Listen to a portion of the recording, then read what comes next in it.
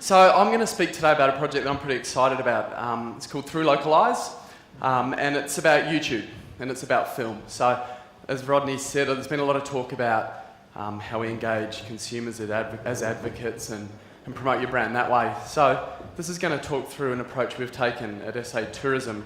It's a bit of a different approach, but hopefully everyone in the room could get a takeaway. So rather than me just tell you what we've done, I've tried to put a few key takeaways in there and bits and pieces and food for thought, so that at the end of it, hopefully, you kind of look at what you're doing in YouTube or not doing, or have any sort of interest in YouTube. It gives you something to go away with. So we'll get rolling.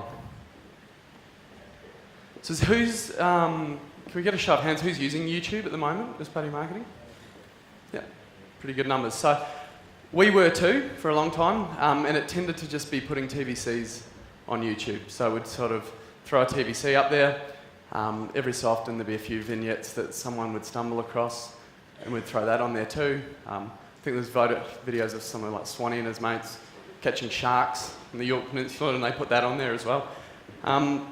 So we wanted to look at YouTube as a part of an advocacy marketing program. So what I'm going to do, everyone likes seeing films, hopefully, because we've got 3 of them today. I'm going to take you through some of the films we've done, and I'll tell you the strategy, why and where. But essentially, these are all done by locals. So we were involved in it, we funded it, we had the strategy behind it, but it's a local's view of our state. I put earlier, our YouTube channel is called youtube.com/South Australia. So if you're seeing the films, this film's called Kids, Crabs and the Best Day Ever. If you like them, feel free to tweet them. And we might roll on this right now. Hello? Hello? Hello, Grandma. Are you at the beach already? Yes. We went down to the beach and it was really foggy. And there was this guy, it looked really eerie because he was fishing and you couldn't see the line. Oh, and our shack, all we had to do was walk 3 meters and then you were at the beach, which I like.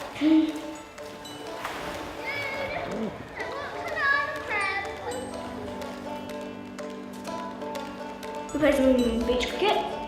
We do it in the sand, we're going for long walks. So yeah.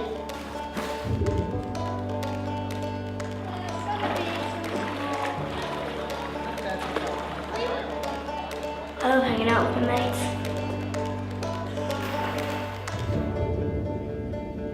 No, my dad, I think, caught 2 crabs. I caught 1.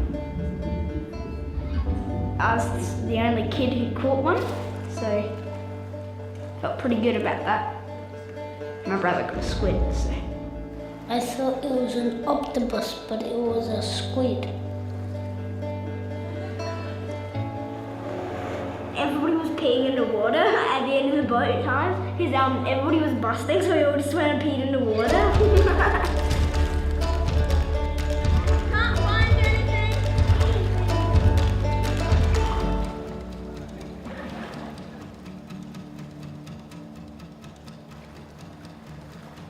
It's not too busy. It's kind of peaceful. Yeah, people are not too worried about their jobs, so they don't get phone calls and stuff.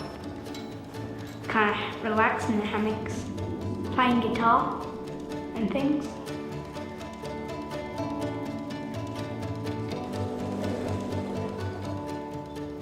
It's a pretty friendly place down here.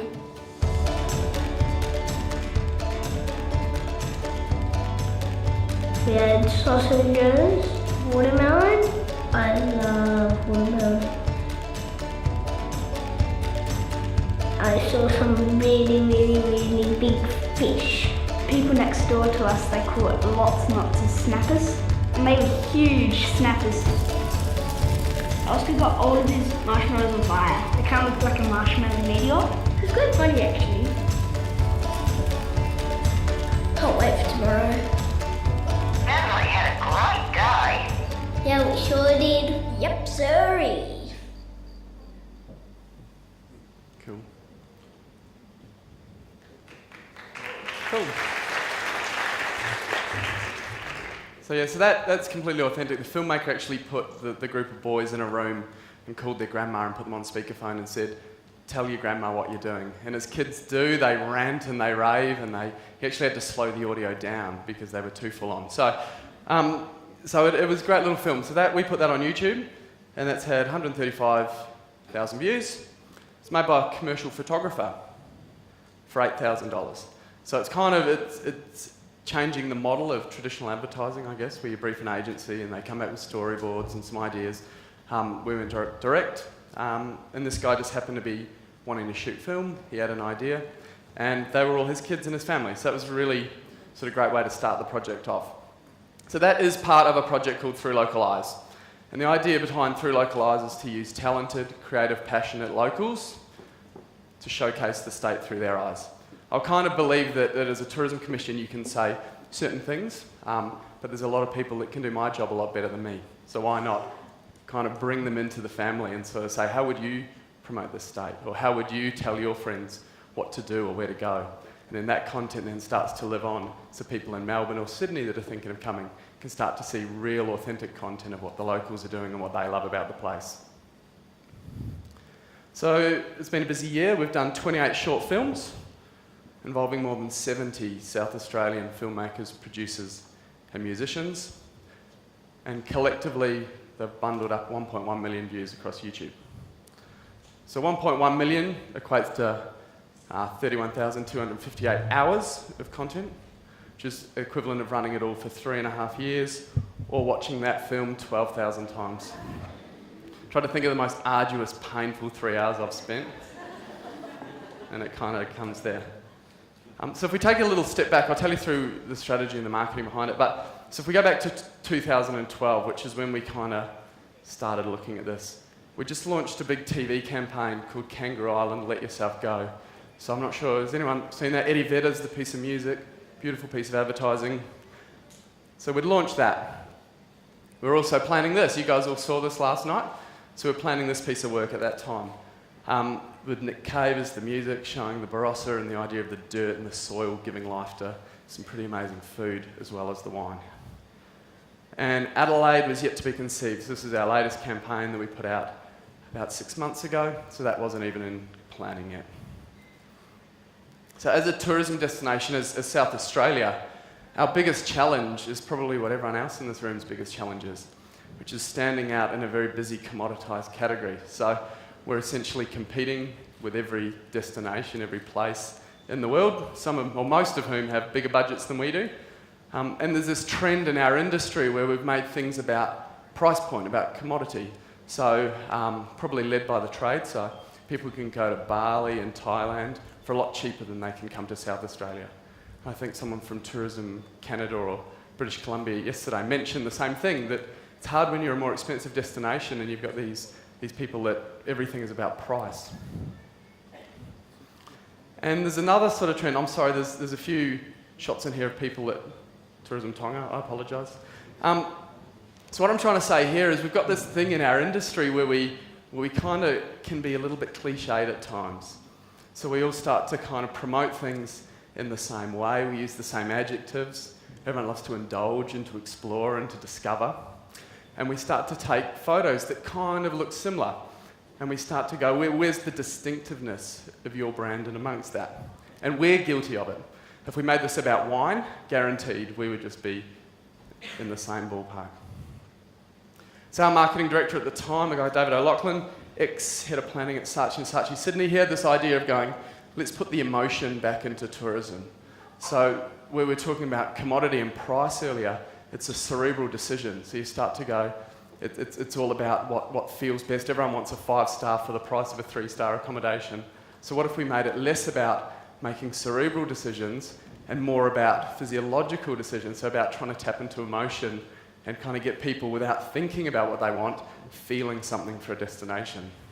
And a few people mentioned last night after seeing the Barossa ad that they got goosebumps. And that's the sort of thing you're talking about. You're sort of going, how can you create a physiological response to a piece of marketing as opposed to just a mind response? And so our other thing with Adelaide as well. Adelaide makes up 56.6%, I think, of tourism expenditure in the state. And it's your capital city, it's the fly-in port. So we have to kind of get Adelaide right. And I've used beige deliberately here because that was what people in Sydney, Melbourne and Brisbane said about Adelaide. They said, it's just a bit beige, it's a bit boring. We did some focus groups and research and we said, if Adelaide was a person, who would they be? And they were a public servant who drives a Camry, drinks wine, watches the ABC and plays golf. A boring, boring person. But that's not a negative thing either. It's a great opportunity to start from because you go, the conservative, the traditional. It's kind of like the uncle at the family barbecue that you see every year and kind of go, yeah, this is going to be an awkward chat. So that's kind of the perception. And I was talking to someone from Tourism Canberra last night and they were saying, how do you overcome perceptions where people visited when they were 14, 10 years ago and said, no, I went to Adelaide, it was all right, it was a bit boring, blah, blah, blah. So we're kind of looking at how we address that. But the actual reality of Adelaide couldn't be more different from that. And I'm trying not to sell this as a tourism thing right to you now, but we've got this young uprising of entrepreneurs where the government's changed licensing laws. So you've got all these young people starting pop-up venues, small bars, food trucks, and you're kind of seeing these new, fresh ideas come through. At the same time, the government putting huge amount of money into infrastructure and development. And then you've got this food offering that supports the traditional wine offering that the states had. So there's a lot happening. So it was a good time for us to get involved. And at the same time, there was this we saw this stat, I think about 3 or 4 people have rolled out the same piece of research there, but about consumers trusting peers and online opinions more than advertising. And it was at the same time that advocacy marketing was a bit of a buzzword in tourism. So we had our marketing director came to me and said, right, what are you going to do in advocacy marketing? Tourism Australia are doing Facebook, why aren't we doing that? What are we doing? So we do Facebook, we do Instagram, we do Twitter. And when we started looking at how you use advocates to leverage things, we felt like film would be a pretty cool way to go about that. Because we thought, well, you don't change these things with photos. I sort of felt like you actually need to really get in there and give people reason and understand what's happening. So we came up with this idea of going through localise. And through localise was never meant to be about film. It could have been, we could have taken the same concept and applied it to written content or to editorial, to photography. But it was about going, leverage locals to show their view of the place. Because when people like to travel, they love to know what the locals would do. So I've got a brand background and I kind of love this stuff. So we went about the idea of through localise was a brand and it does eventuate. We started to do a bit of a brand later and we said, what are the values of this thing? So we're lucky in that the state brand for South Australia had just been launched and they said, these are the 3 values we want to live and die by. We want to be creative, we want to be innovative, we want to be industrious, which as a marketer is pretty much your dream values to get as a brief, right? So we kind of went, right, that's our values. The consumer benefit of Through Localise was the idea of taking an eclectic visual journey beneath the surface of South Australia, rather than just the glossy kind of look from the outside, let's go beneath the surface. Attributes, and I kind of agonised over these for a long time. But we kind of went, okay, we want this thing to be raw, to be edgy and honest, refreshing and unexpected. And I think that's where we could have gone with polished, beautiful, things like that. But we actually went raw and edgy, embracing that sometimes having fault is a good thing and not having everything buttoned down and looking perfect doesn't always have to be that way. So we went raw, refreshing, unexpected and honest. And essentially its role was to uncover and share the soul of the state through the eyes of passionate creative locals. And soul was a word that we put there for a reason. And sort of saying, well, the soul is made up by the people and an approach to life and things like that. So when you start to communicate that, it's a really powerful thing to start to communicate the soul and the essence and the being of the place. Especially when you're a destination that doesn't have big icons, soul is something that's cool to go after. Essentially, the promise became about inspiration beyond information, about not just assuming that after seeing a big TVC, consumers just need info. So about going, let's keep inspiring people as we go. So we sort of thought, right, good idea, that strategy took ages to do. How do we find these people? Well, I don't have a film background. We wanted to manage it ourselves rather than brief it to an agency. So I trawled Vimeo and YouTube and typed in every keyword I could think of for our state and started to go, who's making good content already that's out there? So So essentially I made this big spreadsheet over a couple of days and go, these people are creating some quite cool stuff. And I found them and just sent them a note and said, would you be interested in taking a brief? And basically the brief was 2 pages, so it wasn't just 1 line. But essentially we're going, how would you show a refreshing, unexpected, youthful side of the state that you love? And it's good when you start talking to really creative, talented people and you give them that brief, it's a huge open, like they could go anywhere with it. So we got some pretty cool concepts back. It was always on the plan that it's an open brief, you can pitch any idea you want to us. We might not do it, we might not fund it, we won't use your idea if we don't fund it, but it was always about going, what would you come up with?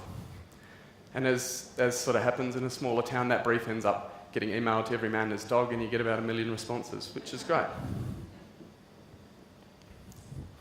So one of the biggest things we wanted to do was we talked about Adelaide earlier and what it stood for, but as a state sort of going, well, how do we create films that address misconceptions? So about kind of going, well, why are people thinking about us in a conservative, formal, traditional way? And how do we address that? So I'll run this in a second, but this is a film called 2 Days in Summer. And it's about a winery down in McLaren Vale. And we looked at wine specifically with this film because I thought wine can be quite a formal, conservative category at times. It's definitely not. But it kind of has that kind of thought. And so we kind of went, right, who's out there that's doing some crazy stuff and can kind of address that's not the case here in South Australia. So we'll run this film now.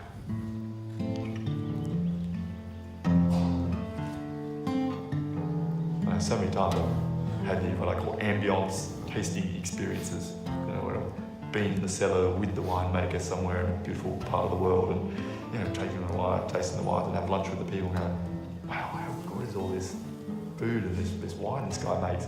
And then going halfway around the world back here, on a 40-degree hot day, trying to relive the experience with everyone, tell them about it, going, oh, this wine tasted a lot better when I was there. Why? Because I think that ambience tasting and that heightened sense of how I was feeling at the time and how that influenced my sense of taste, smell and taste, yeah, absolutely.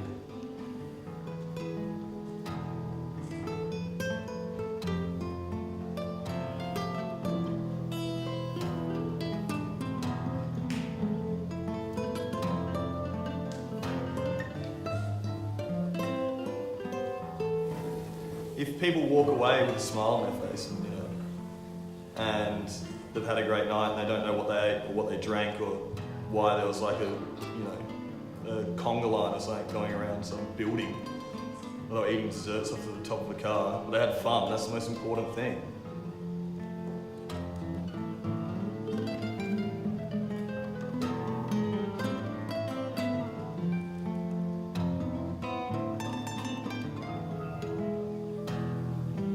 Part of like what I had been doing is doing interiors for people and, you know, doing artwork for people and doing pottery and stuff, and it just kind of worked out that, you know, there was, rather than opening my own place, which is always like a pipe dream, this is something that we can just keep doing a new thing each time.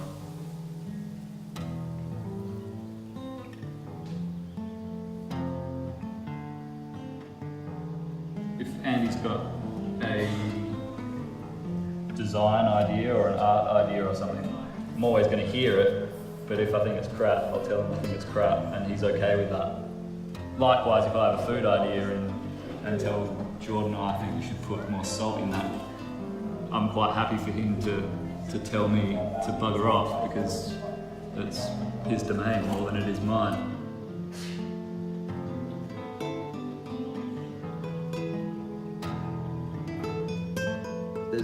There is definitely a headset of people that come here. And then obviously there's other levels that come in, but it seems to definitely draw a certain type of crowd down here. And it's nice for that reason, you know. But also with the Happy Motel guys, obviously with a link with the creative side of it, and we all seem to know each other. Somehow there's a link somewhere, you know. 2 degrees of separation, which is weird when you come from 16,000 kilometres away.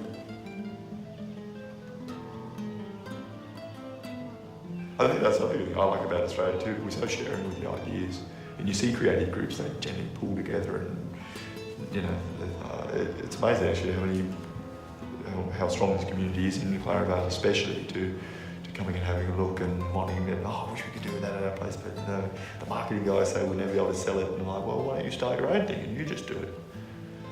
Well, that sounds risky. So, yeah, no game without some risk, eh?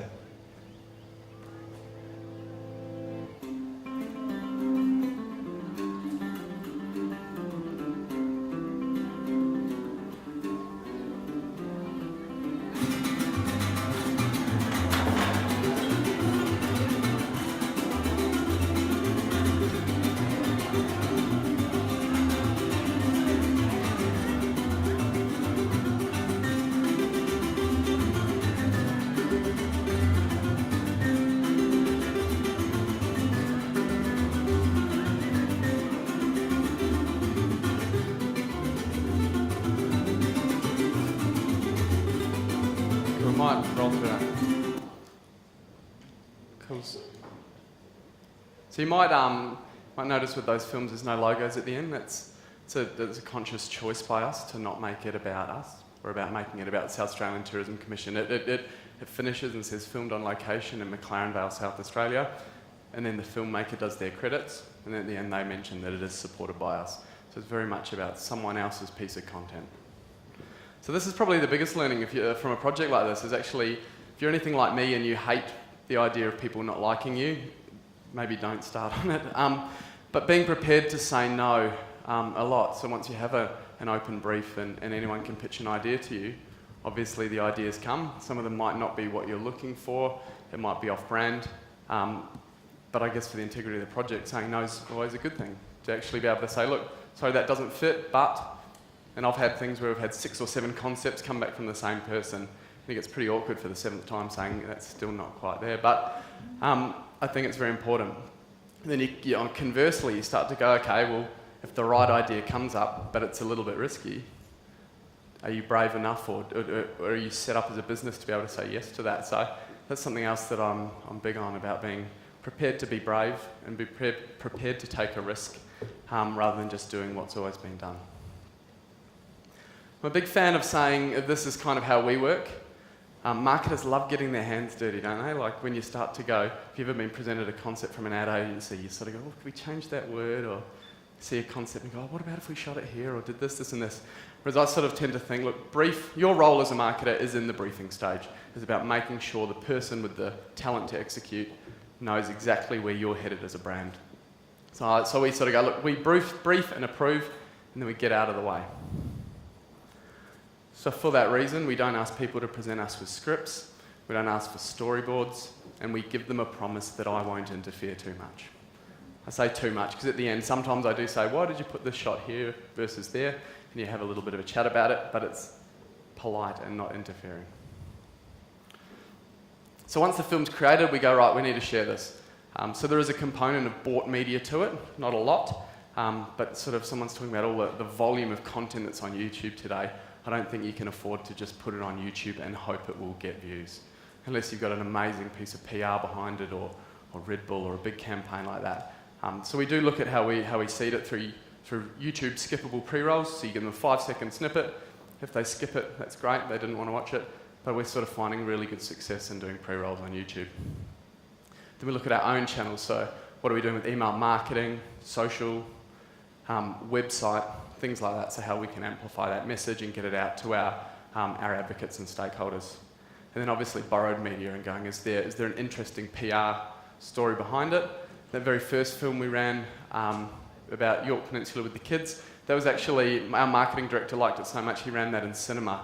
So the story became about a family holiday that ends up running as a 3-minute cinema ad. So a lot of media picked up on that and it got some really good exposure. So it's always thinking about what's the PR story behind it. And I guess essentially you earn shares based on good content. So I think people only share stuff that they actually want to be true to their personal brand and that they want to share with their friends and put their name to it. So as BuzzFeed does, 7 key lessons from the journey. The first one is about planning. So making sure you actually do spend the time going, what is the brand? What do we want to articulate? Because that just feeds so nicely into a creative brief that has everything you need in it. But as my marketing director said to me, it's time to actually do something. Because I would have been happy just having a really good strategy sitting on the desk and job done. But yeah, get out in there and do it after you've done some good planning. This is an important one. I think start small and then scale. I think no CEO in their right mind is probably going to go, hey, great idea, Phil, here you go. Here's a big budget. But it's the idea of starting small and then being able to scale out. It's a really great way to sell in and to actually build a project and a working project as it goes.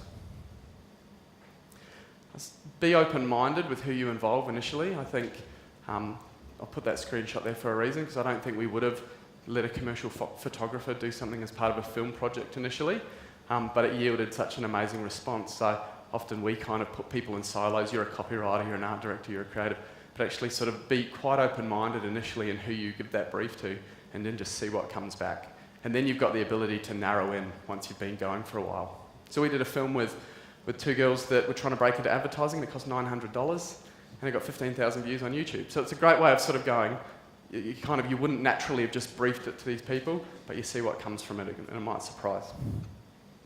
This is the key thing, and I think this is what sometimes as destinations we forget, because we're so focused on our destination. But in film, but I guess it's the same for photography and written content, narrative first, destination second. So I don't know many people around the world that would sit there and watch a 3-minute film on YouTube about a destination, unless you're already fairly down a path to purchase. But the idea of I'd watch a film about food truck culture, or about a winery that likes to do things a little bit differently, and then you put your destination through that. Release control. I was going to write learn to control your own anxiety as part of this, but embrace other people's perspectives. We don't always have to keep it in-house or do it our way. See what comes. Throw yourself into it. I'm a big fan of this because I think we don't use an agency for this project, unless you want to use Think Media. I'm sure they would do it well. But we don't. I've just kind of jumped into it and said, look, I didn't know anything about film, but you start to learn it and you can actually kind of have more involvement, and you end up having more honest pieces of content rather than something that's been curated by a creative director. And it's cheaper. And be cynical. This comes naturally to me. But I think consumers are cynical. Sometimes we get something that drops on our desk and we go, great, that ticks off a KPI, or that'll do a really good job of showing our destination. But if they're not going to want to watch it, there's no need to do it. I actually don't know this guy. He actually looks quite optimistic. I'm not sure why I put him there as the cynic, but I think that's an important thing to think about. So I'm going to run one last film, and everyone's seen the movie Inception, where it's a dream within a dream. This is our view of advocacy inception, so it's kind of advocacy within advocacy within advocacy. And it's great to show before lunch as well, so we might roll with that.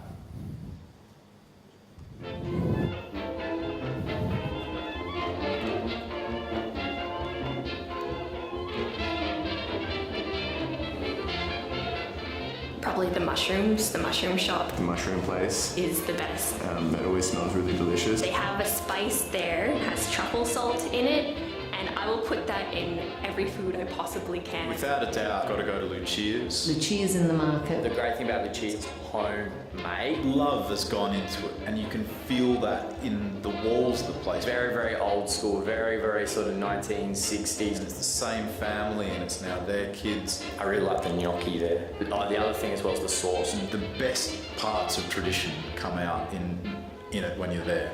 The Aburi salmon roll, our side. It's sliced salmon on top of a fresh sushi roll that is char grilled. Really, really delicious. So you got to have the Russian pierogi at the markets only when they're fresh. He's just made them, and they're these disgusting, delicious grease potato-filled puffs.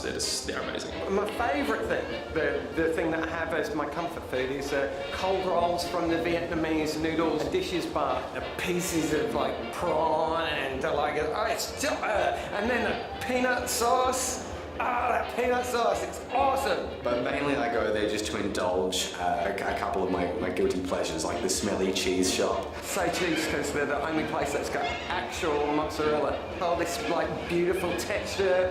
It's it's the proper deal. It's really, really good. There's so many varieties. I think it'll take me a million years to try all the various varieties. I love goat's cheese, and they have the best goat's cheese there. There's an amazing truffle cheese, which when you put it out to room temperature just oozes onto your cracker, and it's amazing and ridiculous. I like to get myself some salami, go go to Dough, get myself a fresh bread roll, get myself a tomato from any of the vegetable shops there, go sit in Victoria Square, just have a mini picnic. I'm fun. I've been going there since I was a kid, probably over 20 years ago. I normally go there on Friday nights, Saturday nights with a few mates and get a whole duck and just pick out on that. Your fatty pork, your soy sauce chicken, your chicken feet, it's just all hanging there in front. There's a coffee vendor there that sells all sorts of coffee and you can have it ground there. It's the smell in your bag when you've purchased the coffee. Into this hustle bustle, such a variety of things. You can linger on Saturday mornings. It's so crowded, so you kind of have to do the Central Market shuffle. It's fun to people watch, isn't it? You kind of look at people and you're like, oh, what are you here getting? And people always have you watch people that try and select their different fruit, and they sort of grab it, they give it a little squeeze, and you're like, oh, what's he, is he going to pick that one? And oh no, I don't like it. You should really try everything, anything you can. If you haven't had it before, try it. Life's too short.